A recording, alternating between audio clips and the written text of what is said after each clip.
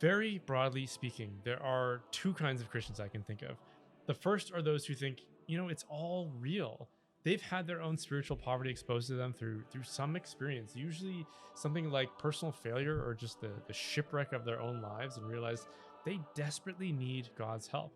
Not just to go to heaven or in, some remote eschatological sense, but right here, right now. I need God's help to live my life with purpose and meaning and in harmony with myself and the world right now where I sit. Because of that realization, they become followers of Christ. They realize their need for his direction and his grace.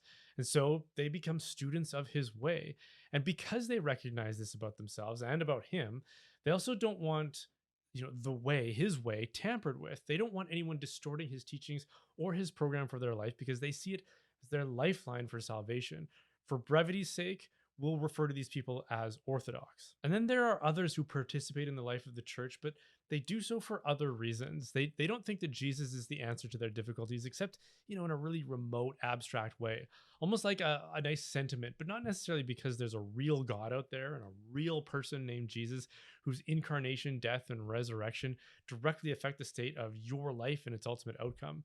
They think it's about stories that we tell and songs we sing because they're comforting and that it gives us a sense of belonging in a community, which is also why they're so obsessed with inclusivity. And what motivates these people to belong to the church is extremely varied. It could be because they were born into it and they don't want to disappoint family or friends, so they simply continue to go through the motions. It could be because of professional incentives. Maybe they work for a church institution like a Catholic school, hospital, or even a parish or a diocese. They might even be clergy. But the church provides them with enough practical and temporal incentives that, they're involved. Another reason could be because this is where they've found social acceptance. I've known a few people like this where their understanding of the faith was, extremely superficial, but they were prominent in all the social activities, even leading many of them. And of course, that's not an exhaustive list of potential reasons, but the point is to say lots of people belong to the church for reasons other than why the Orthodox belong to it. And for such people, again, for brevity, we'll call them modernists. A simple, maybe obvious analogy to illustrate the differences could be something like this. So imagine someone who's been told by their doctor that unless they start taking their physical health seriously, they're going to suffer irreversible and even fatal health problems. So the doctor creates a treatment regimen that includes dietary and fitness measures with a class led by a fitness instructor. And at this class are other people with the same health risks who really need to do this class well and be strict about it, or else the consequences could be grave. But it's also, it's like a public class. So there's also other people there who aren't taking it with the same degree of severity. They show up late sometimes, they visit loudly when the instructor is speaking, they don't turn their cell phones off, and they're constantly taking selfies and, instead of doing the exercises. The former person is there because they recognize that this program is an actual solution to a problem that they have, and that following the program correctly matters because if they don't, they could die. They recognize the objective reality of both the problem and the solution, not just as an idea in their head, not just as a nice, comforting sentiment, not just as a fun opportunity to dress up in fitness wear and take selfies, but bound to real cause and real effect. Do this and get X result. Don't do this and get Y result. And you don't want the Y result. And so, for the latter kind of person who's there for other reasons, they're not going to be too concerned with the strict adherence to the program or whether the program is really actually good for them or not, or really beneficial if you follow it closely. Because as far as they're concerned, they don't need it. And even if they do have health problems that would benefit from it, they haven't made those connections in their mind. So, as a result of those considerations, the former kind of person is going to do their best to follow the program because they know it's their lifeline. The latter kind of person, they're going to float in and out. They're going to wish it wasn't so hard at times or at such an early time. They're going to be more concerned with superficial aspects about like the lighting to make sure it's good for their selfies or whatever. And in many respects, they might even be disruptive to the rest of the people that are there because they want to and need to do the work. People who are Orthodox, and I'd place myself in this category, are part of the church because we recognize that God actually exists. He's not just part of our imagination or a nice idea or a symbol or an archetype or something like that. He exists outside and apart from us, and he created us for a reason. We recognize that he has actual solutions to our actual problems, and we're interested in having those solutions. People who are Orthodox recognize that there's something about our present circumstances that doesn't make sense, almost like we don't belong in the world that we occupy, like we're somehow alien to it. For one, we disapprove of it. Not just Christians, but everybody does this. We talk about making the world a better place. That's a platitude that you will find plastered everywhere in our educational institutions. How can that be unless we think there's something wrong with the current world and can compare it to another world that we think ought to exist? We disapprove of the actions of some of the other people we occupy the same space with. We disapprove of our own actions sometimes. And as a result, we're conscious of guilt and shame. Everyone has that experience.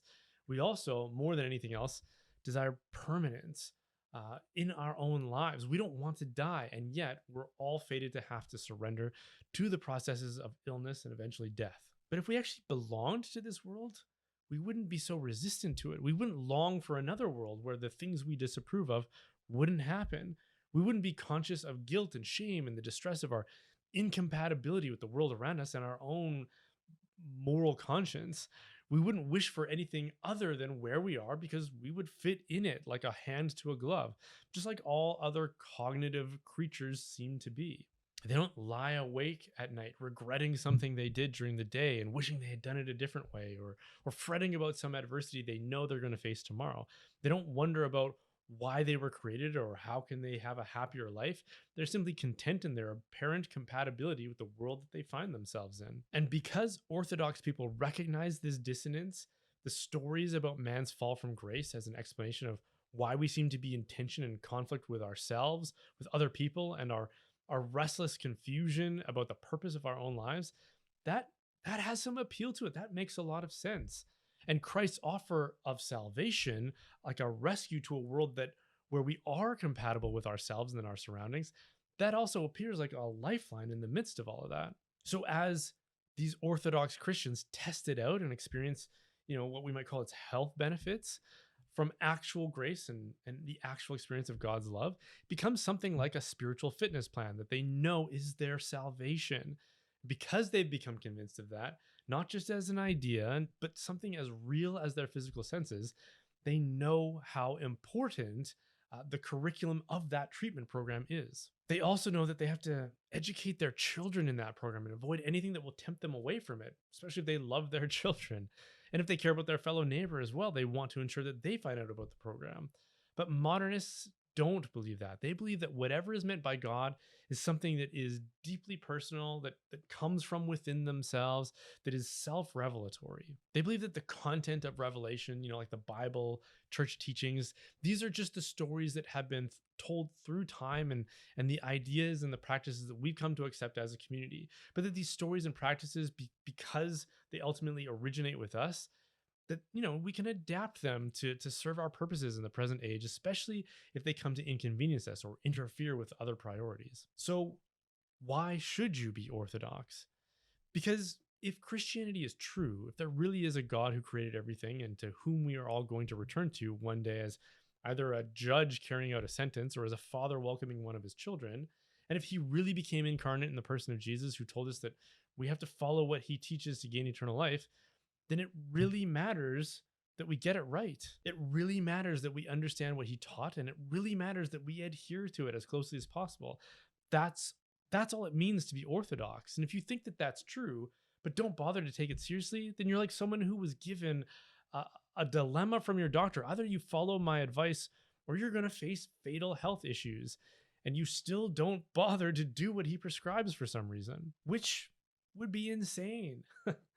Or if you don't believe that it's all true, like a modernist, then forgive me for the harsh language, but you're a fraud. Again, I understand the reasons why someone would want to belong to the church without truly believing. But if you're acting like you do to extract some benefit, then you're a fraud. You're a liar. You're someone who goes to Mass on Sunday, acts out all the motions of a believing person, which are designed to be the expressions of a believing person, and even confesses the creedal statements of belief, but you don't mean any of it. You say with your lips something that is contrary to what is in your heart and your mind. Why would anyone do that? Even non-Christians can understand why you shouldn't live a lie. I'm not just talking about saying a lie from time to time, or inadvertently being dishonest, but I'm talking about living a lie. You don't have to be Christian to know that honesty and integrity are the kinds of things you want to be able to say are yours. Who wants to try to go to sleep at night knowing that they willfully deceive other people and intend to do it again tomorrow on an ongoing basis with no intent to quit? Just so they can have a job, or just so that their grandparents won't be upset, or just because their friends do it, or worse, because they're actually a wolf in sheep's clothing trying to exploit and consume the good of others without contributing to it at all. And again, I can sympathize with a lot of the incentives for why someone who doesn't fully believe would want to be a part of the church, especially if it's for something like social acceptance. But if that's the reason, then you should be willing to be honest about that. And more than anything, recuse yourself from any kind of leadership role in the church. You should have no say in how the church is governed, in what its teachings are, and how those teachings are taught. But modernists don't do that. They're often activists within the church. They want to change the liturgy to be more relevant. They want to listen to more entertaining music on Sundays because the actual prayerful kind is kind of lost on them. It's boring to them because they're not actually participating in it. They want the church to change its teachings on sexuality, on women's ordination, on abortion, or on its exclusive claims to truth. And so they actually become, again, little activists from within. And that's where I get particularly hostile, because I'm one of those silly people who needs the program because I know that without it, I'm not going to make it. And further, I know my children and my friends and loved ones need it too. And if you try to obscure that behind revisions designed to make your dishonest and lazy affiliation with the church more tolerable and comfortable for yourself, then from where I see it, you're jeopardizing the lives of people around you for your own convenience and self interest. And obviously, I don't think that's okay. You want to be able to derive the benefits from your membership in the church, like something like employment, which so many Catholic teachers do, so many parish staff, so many diocesan staff do. But you don't want to have to do the hard work of being a Christian because you don't think that that hard work has any kind of meaningful payoff for you in your actual life. You're like the lady in the fitness class who is only there for the selfies and then wants the instructor to shorten the class so that she can get to her pedicure on time, even though that could significantly impair the benefits to the other students. At the end of the day, there's no good reason to belong to the church and not be Orthodox. To be Orthodox means you really think there's something to these beliefs and that they can actually help you, and that that's the only reason to surrender your life to it. To belong to the church for parasitic reasons is utterly degrading and a serious compromise to your own integrity. There's nothing wrong with experimenting with Christianity, to seeking answers from within it, to attending its religious and its social functions. I would fully encourage everyone to do so. But you would also need to understand that you're doing so as a guest, as someone who is exploring among people who take their religion seriously, and to do your best not to interfere with it. And unfortunately, the reality is that we do have ranks of people interfering with it from within. This isn't some kind of infiltration conspiracy theory. The church has always had to be diligent about ensuring that the orthodoxy of its members. That's why we have categories like heterodoxy and heresy and orthodoxy. It's to define beliefs that are incompatible and erroneous and which don't belong in the church as compared to the ones that do. And yet, every generation has people returning to the same well rehearsed ideas that were debated, discussed, and condemned centuries ago. And in the case of modernism, which is a defined heresy, we have clergy, theologians, and leaders, including bishops, who actively try to reshape Christianity according to these false beliefs. And considering how grave the consequences are if they succeed, something like needlessly revising a treatment protocol for people who are otherwise terminally ill, I hope we can all appreciate how seriously the church needs to treat questions of orthodoxy and heresy. I also hope that today's leaders can better appreciate the need for enforcing orthodoxy and restoring measures like excommunication. Without it, we have actual subversive elements leading souls astray from the only hope they have for life, including children. And as a parent, nothing motivates me more to try to ensure orthodoxy in the church than the knowledge that my children need it as much as I do. And there are people in our midst trying to distort it for their very own purposes. How bishops can't see that as an urgent need for action to root out heterodoxy is frankly mystifying. As long as people like that are able to operate without any discipline or condemnation, it only furthers the apparent legitimacy of their beliefs and their subversive activities. When we have people in our church institutions promoting abortion, promoting alternative forms of sexuality, promoting modernist political ideologies, and when bishops do nothing to correct or discipline them, it's no wonder so many Catholics are confused and led astray and often end up leaving the church. Bishops are shepherds, and the church is the pasture that they govern for the good of their sheep.